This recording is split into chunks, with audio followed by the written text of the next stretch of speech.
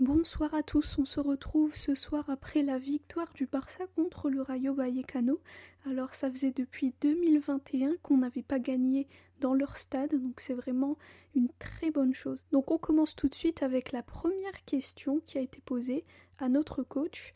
La deuxième mi-temps était meilleure que la première, qu'avez-vous dit aux joueurs? Hansi répond: l'équipe était préparée, je pense qu'on a bien défendu pendant la première mi-temps, mais pas parfaitement.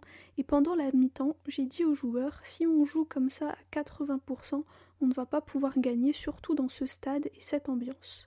Le Rayo a très bien joué, ils ont des joueurs rapides, donc c'était pas facile de défendre, on doit bien presser, et c'est ça qu'on a amélioré en seconde mi-temps. Ensuite, on lui demande des nouvelles de Marc Bernal, donc vous avez vu qu'il s'était blessé à la fin du match malheureusement. Donc Hansi répond: je pense qu'il ne va pas bien, on va voir avec l'équipe médicale.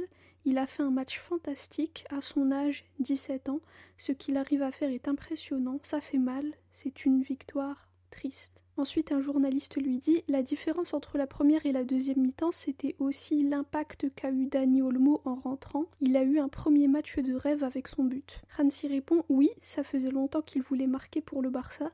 Quand il est rentré, on a eu plus de contrôle, Pedri combinait bien avec lui, il peut jouer à plusieurs postes et face au but, il est très fort, c'est pas commun pour un milieu de terrain, il est vraiment très fort. Ensuite, on lui dit: le Barça est la seule équipe de la Liga à avoir gagné ses 3 premiers matchs. Est-ce que ça vous aide à construire et faire grandir votre projet? Hansi répond: bien sûr, mais on se dit pas c'est bon, on a pris les 3 points, ça veut dire qu'on a pris les bonnes décisions. Non, on analyse toujours, on continue à chercher à s'améliorer.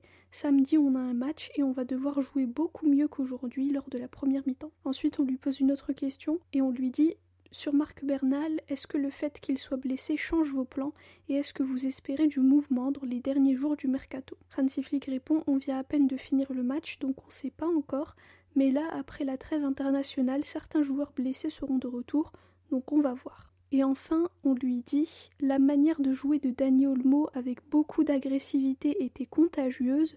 Il répond: oui, la deuxième mi-temps était très bonne. Il a bien joué, avec ballon, sans ballon aussi, il a bien pressé, il a fait la différence en deuxième mi-temps. Voilà pour la conférence de presse d'après-match de Hansi Flick.